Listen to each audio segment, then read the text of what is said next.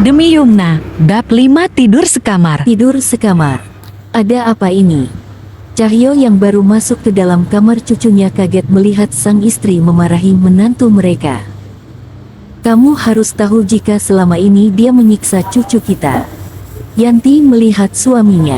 Apa? Cahyo nampak kaget.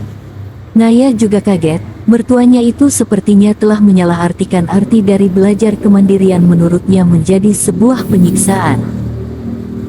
Yanti lalu mengatakan semuanya pada sang suami, jika dia tak rela selama ini cucunya disiksa dengan harus melakukan semuanya serba sendiri. Menurutnya usia sang cucu masih sangat kecil untuk melakukan semua itu. Masa anak sekecil itu dia biarkan untuk mandi sendiri, bagaimana kalau dia jatuh dan terpeleset? Yanti mengakhiri aduannya pada sang suami sambil melihat pintu kamar mandi dengan cemas.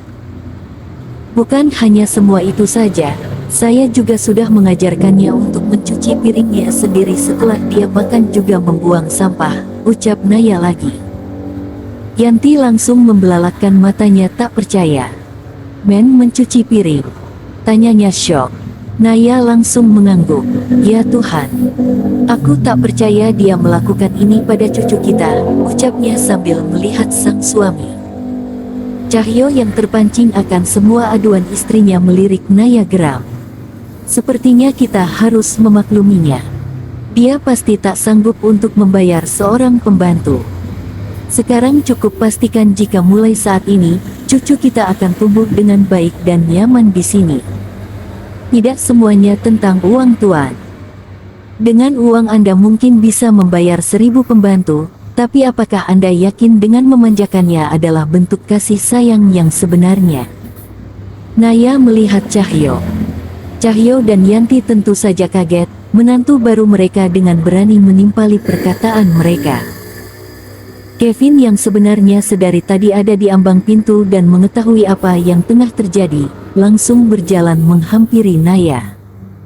Dengan cepat menarik tangan istri yang belum sehari dinikahinya keluar kamar Yumna. Kevin menarik Naya dengan kasar. Naya berusaha melepaskan diri akan tetapi Kevin tetap menggenggam erat pergelangan tangannya, hingga keduanya sampai di kamar Naya. Belum sehari di sini dan kamu sudah mencari keributan dengan orang tuaku. Naya menepis tangan Kevin dengan kasar. Aku tidak mencari keributan, aku hanya mengatakan apa yang harus aku katakan. Yumna anakku, dan aku tidak suka orang mengintervensi caraku mendidik anakku sendiri, walaupun itu adalah kakek dan neneknya. Tapi kedua orang tuaku juga berhak untuk ikut campur dalam mendidik dan membesarkan Yumna. Begitu juga aku. Kalian memang berhak, tapi kapasitasnya tak sebesar aku ibunya sendiri. Keduanya terus saling berargumen. Sepertinya aku salah menikahimu.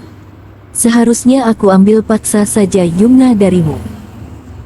Asal kamu tahu jika bukan karena ibuku yang menasihatiku untuk tidak memisahkan antara kamu dan Yumna, saat ini mungkin kita akan bertemu di pengadilan dan keluargaku pasti akan memenangkan hak asuh Yumna. Harusnya kamu berterima kasih pada ibuku.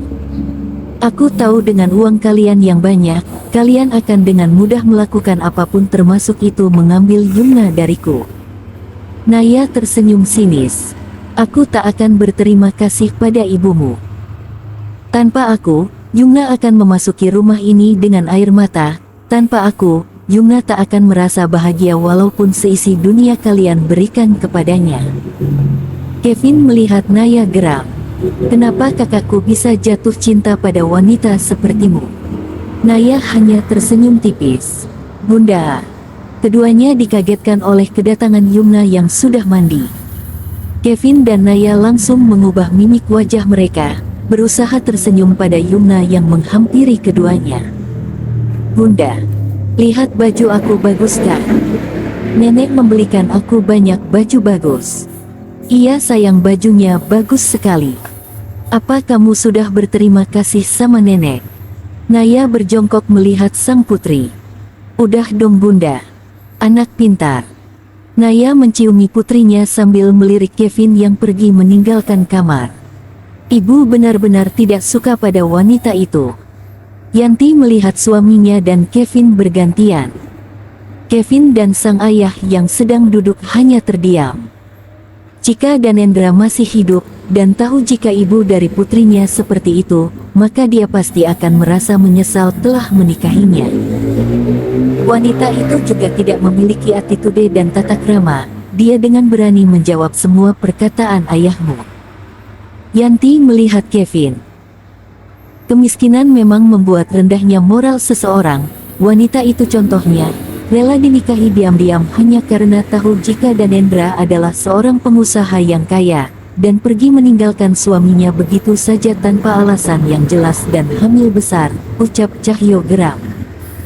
Yanti mengelus dada merasa kasihan pada almarhum putranya. Ya Tuhan, aku salah telah membiarkan wanita itu masuk ke dalam rumah kita. Yanti terlihat sangat menyesal. Kevin yang sedari tadi terdiam menghampiri ibunya. Bersabarlah Bu. Tunggulah sampai Yumna cukup dekat dengan kita dan berpisah dengan ibunya. Setelah itu aku pasti akan menceraikannya dan mengeluarkannya dari rumah ini. Sebelum tidur, seperti biasa Yumna dan ibunya membaca buku cerita. Keduanya tampak mengejar kata demi kata dalam buku itu bersama-sama. Naya bersyukur Naya sudah hampir bisa lancar membaca, hanya perlu belajar sedikit lagi. Tak lama Kevin dan kedua orang tuanya datang, bermaksud untuk mengucapkan selamat tidur pada Yumna. Malam ini adalah malam pertama Yumna tidur di rumah mereka. Mereka memeluk dan menciumi Yumna bergantian. Ayah. Aku ingin tidur bersama ayah. Ucap Yumna tiba-tiba membuat Kevin dan kedua orang tuanya yang akan meninggalkan kamar kaget. Bersama bunda juga, ucap Yumna lagi sambil menunjuk ibunya. Kevin dan Naya saling berpandangan. Teman-temanku selalu cerita jika mereka sering tidur bersama ayah dan ibunya. Aku juga ingin seperti mereka. Rengek Yumna. Sayang, kamu kan sudah besar. Harus tidur sendiri. Naya mencoba memberi pengertian. Tapi aku kan ingin seperti teman-temanku juga bunda, tidur sama ayah dan bundanya. Yumna memelas sedih. Tentu saja semuanya langsung merasa iba. Yanti melihat putranya. Sebaiknya kalian menuruti keinginan Yumna malam ini. Kevin terdiam, sementara Yumna berteriak kegirangan. Hanya sampai Yumna tidur saja. Yanti berbisik pada putranya. Beberapa saat kemudian, untungnya tempat tidur Yumna mempunyai ukuran yang besar sehingga mereka bertiga cukup untuk tidur di atasnya dengan terlebih dahulu harus menurunkan semua boneka-boneka ke bawah. Yumna yang tidur di tengah-tengah terus tersenyum kesenangan sambil melihat ayah dan bundanya bergantian dan memegang tangan mereka dengan erat. Sementara Kevin dan Naya malah terdiam membisu. Keduanya tampak kikuk karena harus tidur satu kasur bersama walaupun ada Yumna di antara mereka. Setelah beberapa lama, akhirnya Yumna tidur juga. Dengan sangat hati-hati Naya melepaskan tangannya dari genggaman tangan putrinya. Rupanya Kevin juga melakukan hal yang sama. Keduanya lalu duduk saling membelakangi. Biar aku saja yang tidur di sini, kembalilah ke kamarmu. Ucap Kevin karena merasa risih jika harus tidur satu kamar dengan Naya. Aku saja yang tidur di sini, jika dia bangun tengah malam dia akan mencariku. Baiklah. Kevin langsung berdiri.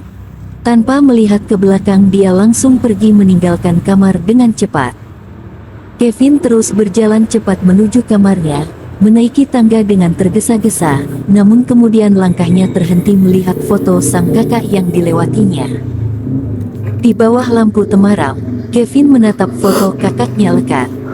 Tidur satu kasur dengan Naya tadi membuatnya telah merasa menyakiti kakaknya. Dalam hati dia meminta maaf, dia tahu jika kakaknya sangat mencintai wanita yang kini menjadi istrinya itu. Kakak, maafkan aku. Kakak tahu pasti alasan kenapa aku menikahinya, bukan untuk merebutnya darimu tapi demi putri kalian. Terpopuler. Komen.